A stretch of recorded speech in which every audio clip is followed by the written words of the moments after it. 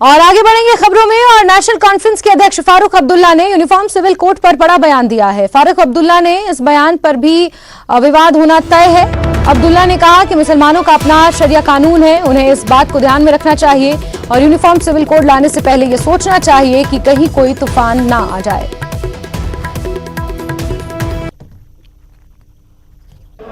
देखिए, सबसे बड़ी चीज मैं आपसे ये कहूंगा, जो आजकल ये कर रहे हैं कि यूनिफाइड कॉमन कोड होना चाहिए, मैं समझता हूं उसकी तरफ इनको सोचना चाहिए। ये मुल्क डाइवर्स है, इसमें हर किस्म के लोग रहते हैं, हर मजहब रहता है, हर जबान के लोग रहते हैं, हर सोच के लोग रहते हैं और मुसलमानों का अपना शरीयत लॉ है, उसकी तरफ भी इनको नजर रखनी चाहिए। और इसके बजाय कि इसको आगे चलाएं, इस पे बार बार सोचें कि कहीं कोई तूफान न आए अगर इसके लिए इन्होंने कोई कदम उठाया। चलिए आगे बढ़ते हैं। और फारूक अब्दुल्ला के बयान पर बीजेपी नेता और पूर्व डिप्टी सीएम कविंद्र गुप्ता का बयान सामने आया है, उनका रिएक्शन आया है। शरीयत में लिखा है कि चोरी करने पर हाथ काट दो। क्या चोरी करने पर हाथ काटा जाता है? क्या मुस्लिम देशों में ऐसा होता है? औरतों को दबाने के लिए तलाक का नियम है। हिंदुस्तान में सभी नागरिक एक समान है। यूनिफॉर्म सिविल कोड लागू होना बहुत जरूरी है। ये पूर्व उप मुख्यमंत्री कविंद्र गुप्ता का बयान है। देखिए, शरीयत में तो बहुत कुछ लिखा है। अगर कोई चोरी करता है उसके हाथ काट दो। फिल्म देखना जुर्म है। ऐसे किसी को किस प्रकार से दौड़ा करके मारना है? क्या सब चीजें आपने लागू की? क्या बाकी सब मुस्लिम देशों में ये चीजें लागू हैं? एक औरतों को दबाने के लिए तलाक जो आपको सूट करता है वो आपने रख लिया। ऐसा नहीं चलेगा। ये हिंदुस्तान है, सभी नागरिक बराबर हैं, ये संविधान का दर्जा, इसलिए ये कानून लागू होना बहुत जरूरी है। वहीं कांग्रेस यूनिफॉर्म सिविल कोड पर फारूक अब्दुल्ला के बयान का समर्थन करती दिखाई दे रही है। कांग्रेस का कहना है कि किसी पर कोई चीज थोपनी नहीं चाहिए, सबकी सहमति पर फैसला होना चाहिए।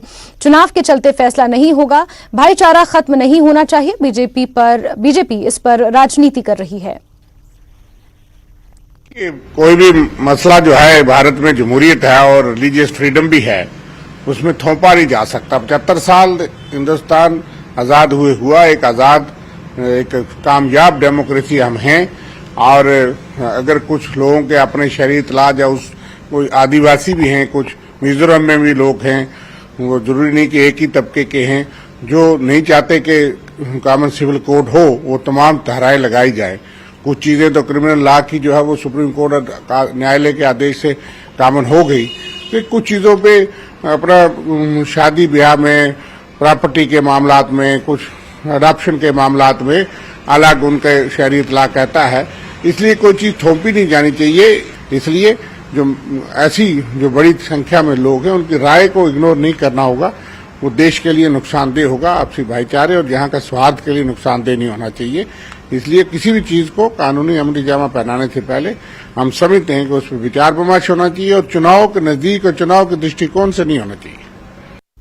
चलिए आगे बढ़ेंगे। और 1 जुलाई से शुरू होने वाली अमरनाथ यात्रा के लिए यात्री निवास जम्मू में बड़ी संख्या में यात्री उमड़ पड़े हैं। यात्रियों का पहला जत्था कल सुबह यात्री निवास जम्मू से रवाना होगा। जम्मू पहुंचने वाले यात्री काफी उत्साहित भी दिख रहे हैं। यात्रा कल से शुरू हो रही है। कल सुबह 4 बजे के करीब यहाँ इसी यात्री निवास से पहला जत्था यात्रियों का यहाँ से पहलगाम और बालतल के लिए रवाना होगा। और जो ये यात्री हैं, भारी संख्या में यात्री निवास जम्मू पहुंच गए हैं। आप देख सकते हैं श्रद्धालुओं में कितना जबरदस्त जोश और जज्बा है। हम इनसे पहले बात करते हैं। आपका नाम? हिमांशु। आप कहाँ से हो? कुरावली मैनपुरी। पहली बार जा रहे हैं? हाँ, पहली बार जा रहे हो। पहले जत्थे में जा रहे हैं? हाँ। आपका नाम? अजय कुमार सैनी, जयपुर। आप पहली बार जा रहे हैं? हाँ, पहली बार जा रहा हूँ। और कल ही जा रहे हैं? हाँ, कल ही जा रहे हैं। पहली बार जा रहे हैं, पहले जत्थे में क्या कहेंगे? क्या श्रद्धा का ये आपको लगता है भगवान की कृपा? उत्साह का ऐसा है, हम देख रहे हैं बड़े बड़े बुजुर्ग जो 60, 65, 70 साल के जा रहे हैं, तो उनको देख के हमारे मन में भी जुनून जगा कि हम अभी से चालू करेंगे तो आने वाली पीढ़ी सीखेगी, तो हम क्या आगे चलती रहेगी। गुप्ता मैनपुरी से मैं 11वीं बार जा रहा हूँ। 11वीं बार जा रहा हूँ। मतलब बार बार जाता हूँ। भोले बाबा के पास बहुत अच्छी आस्था है, श्रद्धा है। बम बम बोले, जय हो। जब आप गए हैं कोई दिक्कत तो नहीं? कोई दिक्कत नहीं होती है। आपका नाम? सुनील कुमार। आप ये शिव का लेकर जा रहे हैं? पहली बार? नहीं, सेकंड टाइम है। पहले कब गए? पिछले साल। तो क्या कहेंगे, व्यवस्था कैसी है? बहुत शानदार है जी, सब कुछ। ये लेकर क्या, इसका क्या अर्थ है, ये क्या कर रहे हैं? ये दर्शन करके आएंगे जी, ये भी जहाँ भी जाएंगे, अब 4 धाम जाएंगे, इसके बाद अगले साल। हाँ, ये जाएंगे, जब भी हम जाएंगे साथ में। कुछ और लोगों से बात करते हैं। आपका नाम? प्रमोद कुमार। प्रमोद कुमार, कहाँ से आप? पटना से। पटना से। पहली बार जा रहे हैं? नहीं, हम 26वां बार है। 26 बार गए। तो जब भी जाते हैं क्या लगता है आपको, क्या? बहुत आनंद आता है, बहुत उत्सुकता के साथ साल में हाजिर रहते हैं। बस इस बार क्या मन में है? कोई खतरा तो नहीं? आप तो कोई खतरा रहता तो हम तो ये सब उन्हीं पर छोड़ करके आए। कोई खतरा नहीं है। लेडीज हैं, उनसे बात करते हैं। आपका नाम? दयावती। कहाँ से आप आए? हम दिल्ली से आए, कब पहुँचे हो? आज ही पहुँचे। पहले जा रहे हैं, पहले जत्थे में? नहीं, हम दूसरे में जा रहे हैं। इससे पहले कभी गए हो? हाँ जी, पहले गए, 3 बार गए। हाँ जी। क्या कहेंगे आप, क्या मन में चल रहा है? बस मन में क्या है, बाबा बोले की कृपा हमारे को ठीक ठाक दर्शन करके वापसी भेज दे बस। आपका नाम? शकुंतला राठौड़। कहाँ से आप? परभनी जिला, महाराष्ट्र। क्या कहेंगे, पहली बार जा रहे हैं? पहली बार आए। कितनी मन में आस्था है? बहुत मन में आस है, फिर तो क्या मालूम आप दर्शन है कि नहीं हमारे नसीब में। आप ये देख सकते हैं कि जो ये यात्री हैं खुश है और ये कहते हैं कि जल्द से जल्द वहाँ पे जाए और यात्रा करें। कैमरामैन आशु के साथ में समीर भट्ट, न्यूज़ 18 जम्मू। चलिए आगे बढ़ेंगे। यूपी के मुजफ्फरनगर से बाबा अमरनाथ की यात्रा के लिए जा रहे यात्रियों की रजिस्ट्रेशन गलत पाए जाने पर यात्रियों को चीची माता मंदिर में रोका गया है। जिला के डीसी अभिषेक शर्मा एसएसपी जिला अधिकारियों के साथ मौके पर पहुंचे और मामले की जांच कर रहे हैं। यात्रियों द्वारा बताया गया कि वो 27 तारीख को यूपी से निकले थे। 73 यात्रियों को रोका गया, जिनमें से 69 यात्रियों की रजिस्ट्रेशन पाई गई। जिला प्रशासन यात्रियों के साथ सहयोग कर रहा है।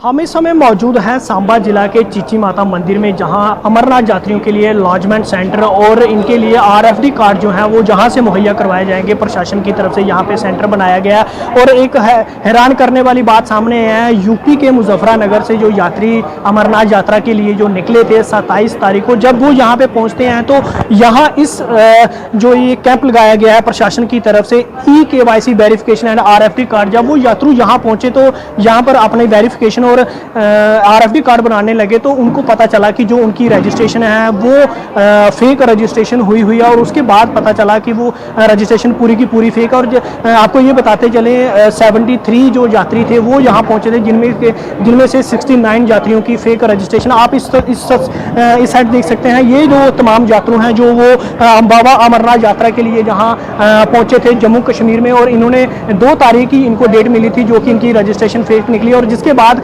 जिला प्रशासन जो है डीसी सांबा अभिषेक शर्मा अपने प्रशासनिक अमले के साथ जहां पहुंचे, उनके साथ एसएसपी सांबा थे, यहां पहुंचे, फिर यात्रियों से बात की गई और जो इनके साथ जो लोग आए थे उनसे बात की गई, जिन्होंने भेजा उनके साथ बात की गई और उसके बाद पता चला कि उनकी फेक रजिस्ट्रेशन हुई है। और अभी प्रशासन की तरफ से इनके साथ पूरा सहयोग किया जा रहा है और इनको ये बोला गया है कि आपको रजिस्ट्रेशन यहाँ से करवा के दी जाएगी, ताकि प्रशासन की तरफ की ये जिम्मेदारी है कि श्रद्धालुओं को कोई भी जो दिक्कत है वो ना आए। न्यूज़ 18 के लिए जम्मू कश्मीर के लिए सांबा से मैं श्याम सुंदर।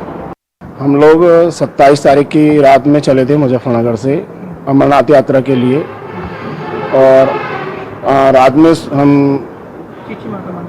चीची माता सुबह चीची माता मंदिर में आए सांबा डिस्ट्रिक्ट। और यहाँ पे हम फ्रेश होने के बाद नीचे काउंटर लगा हुआ था वेरिफिकेशन के लिए। हमने उन लोगों को अपने डॉक्यूमेंट वेरिफिकेशन के लिए दिखाए तो उन्होंने कहा कि आपके डॉक्यूमेंट में कमी है, ये तो सही नहीं लग रहे हैं हम लोगों को।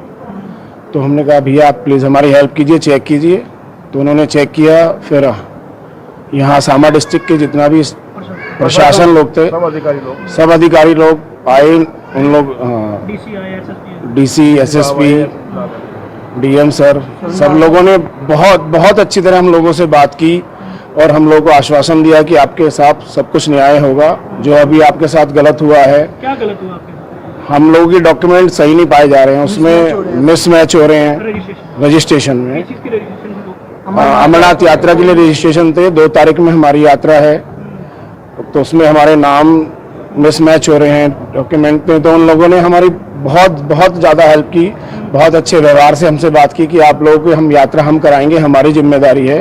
आज हम यहाँ पे चीची मंदिर में रुके सांबा में, और इनसे यहाँ पे रजिस्ट्रेशन के बारे में बता रहा कि भाई आपका यही हो जाएगा, कार्ड बन जाएगा, लेकिन हमारा जो डॉक्यूमेंट रखे गए हैं ना जी, तो वे फर्जी निकले। लेकिन यहाँ के अधिकारियों ने जो यहाँ के आप लोगों के सहयोग से हमें पूरा सहयोग दिया गया और हमें आश्वासन दिया गया कि आपकी यात्रा बहुत अच्छे से कराई जाएगी। और जो हमारे साथ धोखा हुआ है यूपी से, लेकिन यहाँ पे अमरनाथ जी यात्रा के लिए हम सबको भाई इज्जत, भाई सहयोग के साथ आपका सहयोग भी मिलेगा और प्रशासन भी हमारे साथ रहेगा। और खबरों का सिलसिला जारी रहेगा, लेकिन वक्त एक छोटे से ब्रेक का।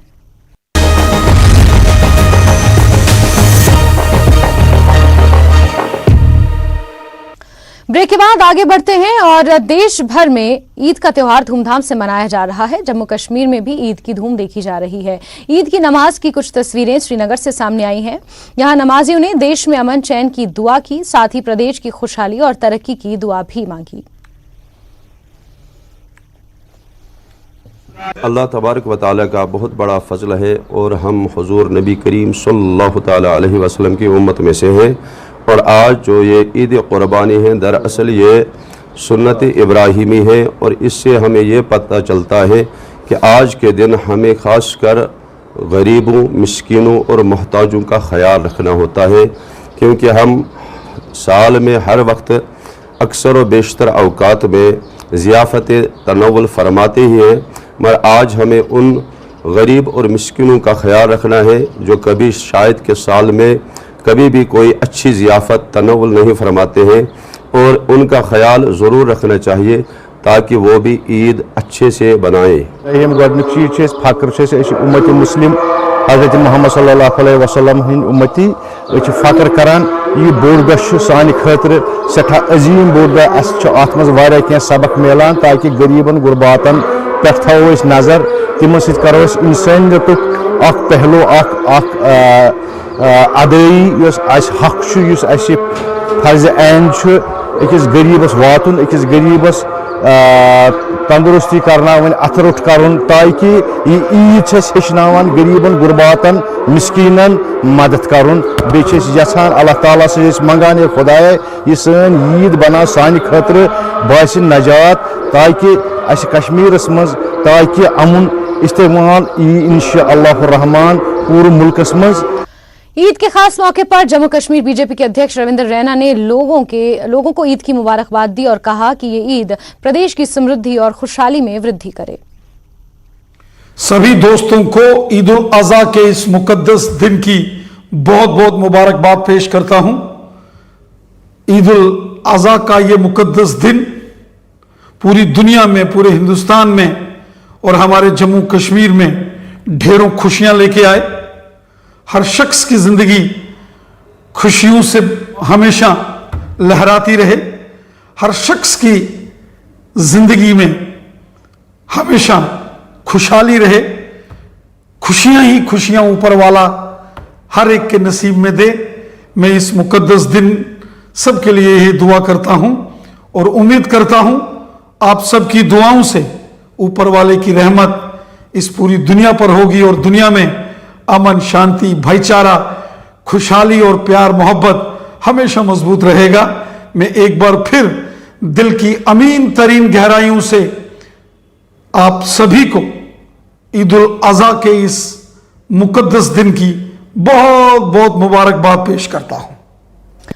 पीडीपी अध्यक्ष महबूबा मुफ्ती ने भी श्रीनगर के दरगाह हजरत बल में ईद की नमाज अदा की। महबूबा मुफ्ती ने सैकड़ों महिलाओं के साथ ईद की नमाज पढ़ी। महबूबा ने कहा कि उन्होंने अल्लाह से सभी लोगों की कुर्बानी कबूल करने, सभी लोगों के गुनाहों को माफ करने की दुआ मांगी है। महबूबा मुफ्ती ने ये दुआ भी मांगी कि कश्मीर को मुश्किलों से बाइज्जत बाहर निकाला जाए। उन्होंने क्या कुछ कहा, सुनिए।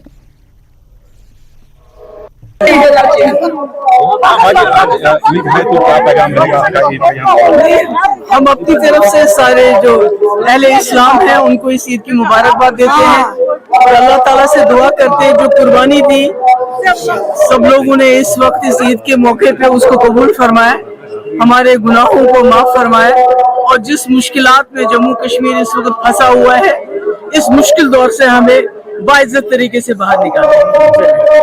अपोजिशन मीटिंग के बारे में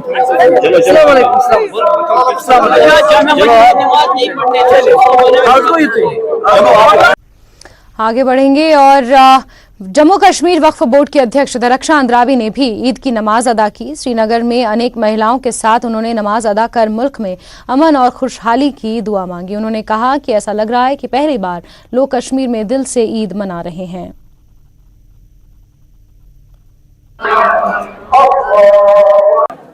ईद उल अजहा की ये तकरीब यहाँ पे तकरीब सईद हजरत बल शाइन में आज नमाजी सारे ज़ायरीन यहाँ पे आए, ईद नमाज अदा हुई।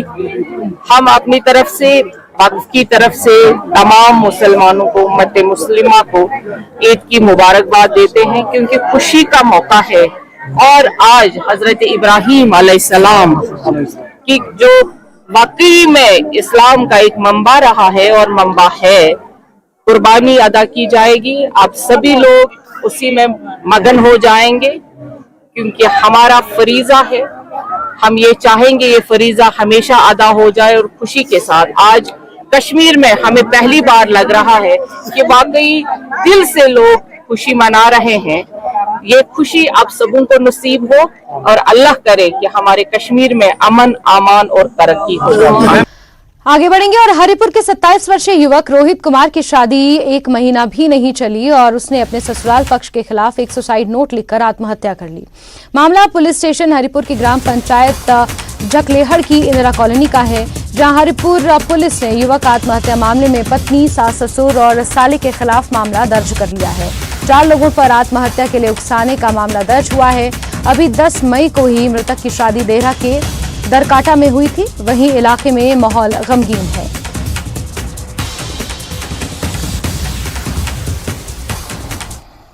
लड़की है हिंदू वाले, इसकी शादी इसमें वहाँ हुई है जकलेड़ में। हाँ जी। रोहित कुमार से। हाँ जी। तो इनका आपसे थोड़ा था विवाद, आपस में थोड़ा चला था। ठीक है।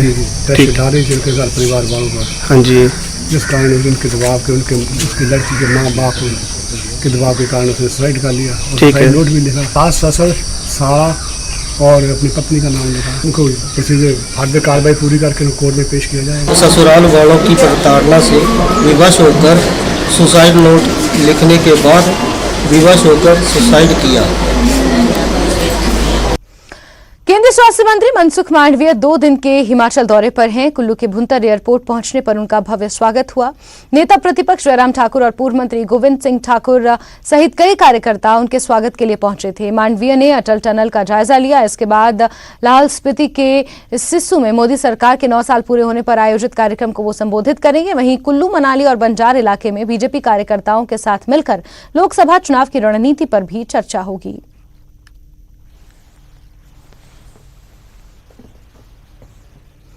वहीं शिमला में मुख्य मार्ग सर्कुलर रोड को चौड़ा करने की कवायद शुरू हो चुकी है। इसके लिए सीएम के निर्देश पर पीडब्ल्यूडी मंत्री विक्रमादित्य सिंह ने एक बैठक की, जिसमें शिमला शहर के विधायक हरीश जनार था। डीसी, एसपी और नगर निगम शिमला के कमिश्नर मौजूद रहे।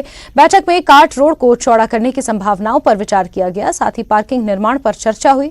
विक्रमादित्य सिंह ने कहा कि शहर का निरीक्षण किया जाएगा। पिछले 5 सालों में शिमला शहर में यातायात व्यवस्था सुधारने के लिए कोई कदम नहीं उठाए गए हैं। यातायात व्यवस्था बेहतर बनाई जाएगी। उन्होंने प्रदेशवासियों को ईद की भी बधाई दी। सबसे पहले तो मैं आज ईद की सभी प्रदेशवासियों को बहुत बहुत शुभकामनाएं देना चाहता हूं। और आज हम एक शिमला शहर के लिए एक जो है यहाँ की ईज ऑफ ट्रैफिक को मद्देनजर रखते हुए कुछ स्टेप्स लेने की शुरुआत कर रहे हैं। हमारे माननीय मुख्यमंत्री जी आदरणीय सुखू जी की भी ये सोच है और सभी हमारे माननीय जो लोकल विधायक है शिमला शहर के हरीश जनाठा जी और हम सब की जिला प्रशासन की ये एक सोच है कि Shimla is the administrative political tourist capital of the state. और हर पर्सपेक्टिव से शिमला शहर एक बहुत महत्वपूर्ण जो है वो राज्य का राजधानी है और यहाँ पे ईज ऑफ ट्रैफिक होना हम सब के लिए बहुत महत्वपूर्ण है। भाजपा के मुख्य प्रवक्ता और श्री नैना देवी से विधायक रणधीर शर्मा ने कांग्रेस पर हमला बोला है और शराब माफिया के दबाव में काम करने का आरोप लगाया है। उन्होंने कहा कि मार्च महीने के बाद हिमाचल प्रदेश में नई जगहों पर शराब के ठेके खुल रहे हैं। इसके लिए कई जगह पंचायतों से एनओसी भी नहीं लिया गया है। जो नियम सरकार ने बनाए हैं वो पूर्ण रूप से शराब माफिया को लाभ देने के लिए हैं। कहीं नशे के खिलाफ अभियान उनका जो है वो नौटंकी ही तो नहीं है, कहीं वो अभियान नौटंकी बनकर न रह जाए। इसलिए भारतीय जनता पार्टी की मांग है कि वर्तमान कांग्रेस सरकार मुख्यमंत्री सुखविंदर सिंह सुक्खू शराब माफिया पर नकेल कसे और इस तरह जो जगह जगह ठेके खुल रहे हैं, हम देख रहे हैं नेशनल हाईवे पर ठेके खुले। आप हैरान होंगे, कीरतपुर मनाली 4 लेन अभी उद्घाटन नहीं हुआ, अभी उस 4 लेन पर चाय की दुकानें नहीं है, परंतु शराब के ठेके खुल गए, जगह जगह खुल गए हैं। इस तरह से क्या वो नियमों के तहत खुले हैं, क्या वो परमिशन लेकर खुले हैं? हमारी मांग है कि सरकार इसकी जांच करे और इसके लिए जो कोई पॉलिसी है उस पॉलिसी का तहत ही जो है ये ठेके खुलने चाहिए और उस पॉलिसी की स्ट्रिक्टली इम्प्लीमेंटेशन होनी चाहिए। नालागढ़ में जमीनों की रजिस्ट्री से लेकर इंतकाल के रिपोर्ट के एवज में पटवारियों पर पैसा वसूली का दबाव बनाया जा रहा है, जिसका खुलासा नालागढ़ पटवार सर्कल में तैनात एक पटवारी ने किया। पटवारी ने नालागढ़ की तहसीलदार निशा आजाद से तंग आकर उपायुक्त सोलन को एक शिकायत पत्र भेजा है, जिसमें तहसीलदार पर इंतकाल के एवज में पैसा लेने का दबाव और अभद्र भाषा का प्रयोग कर बदतमीजी का गंभीर आरोप लगाया गया है। इस आरोप पर उपायुक्त सोलन मनमोहन शर्मा ने कहा कि मामला संज्ञान में आया है और हर तथ्य की निष्पक्षता से ये जांच होगी। और बहुत ही बदतमीजी से बात की। उस दौरान वहाँ पे एक पटवारी और थी, वो रेडू झिड़वाला के पटवारी हैं, ये आप उनसे भी कंफर्म कर सकते हैं। बाकी वहाँ पे सीसीटीवी भी फुटेज भी है, अगर वो चलाई होगी उन्होंने तो उस टाइम ऑन ही रहता है। वैसे तो उसमें भी आप चेक कर सकते हैं। सारी फीस तो इसकी पहले 2 रुपये होती थी, 4 रुपये होती थी, वो तो अब बढ़ाई 50 रुपये, वो उसका मैटर नहीं है। अब वो तो सर क्लियर नहीं बताते, कभी ना बोलते हैं, बाकी वो समझते ही है सब। कभी किसी बदतमीजी से बात की है। अफसर कोई भी काम देते हैं शाम को देते हैं, शाम की ड्यूटी के बाद देते हैं, तब भी हम काम करते हैं और ऊपर से हमारे से फिर इस तरह से व्यवहार किया जाता है। तो आज वो पत्र व्हाट्सएप के माध्यम से मुझे प्राप्त हुआ है, जो भी इनमें आरोप लगाए उसकी हम छानबीन कराएंगे और क्या तथ्य है उसके बारे में हम जल्दी ही पता करेंगे अपने जो हमारे रेवेन्यू ऑफिसर्स है। देरा में सड़क पर जमा पानी पर नाव चलाकर प्रशासन और सरकार के खिलाफ विरोध प्रदर्शन किया गया। असल में भारी बारिश के बाद यहां के डाडासीबा बाजार में सड़कें तालाब बन गई, जिससे लोगों को भारी परेशानी हो रही है। दुकानों के अंदर पानी घुस चुका है और पानी निकासी का कोई इंतजाम नहीं किया जा रहा है, जिससे नाराज दुकानदारों ने सड़क पर नाव चलाकर अपना विरोध जाहिर किया।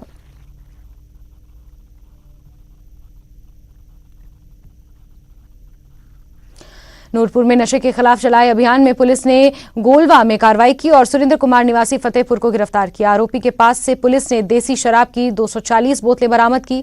नूरपुर एसपी अशोक रतन ने मामले की पुष्टि करते हुए कहा कि नशे के खिलाफ आगे भी अभियान जारी रहेगा।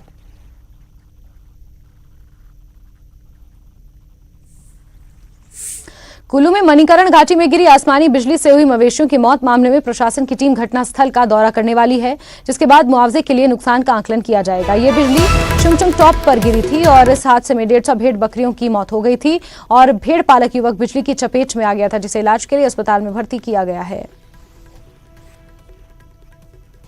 जोत में थे शुकचंग थाच में, ये कम से कम करीब ढाई एक की बात है। उस टाइम बारिश लगी थी और मैं बाहर निकला था, मतलब कि पानी घुसा था डेरे में।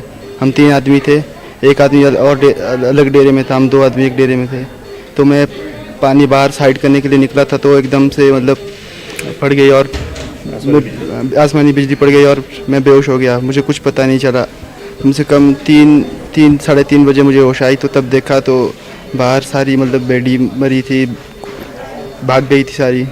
तो सुबह ढूंढी तो 50-60 लगभग गायब हुई है, बाकी वहाँ पे मरी पड़ी है, बाकी उनका पता नहीं था फिर बाद में।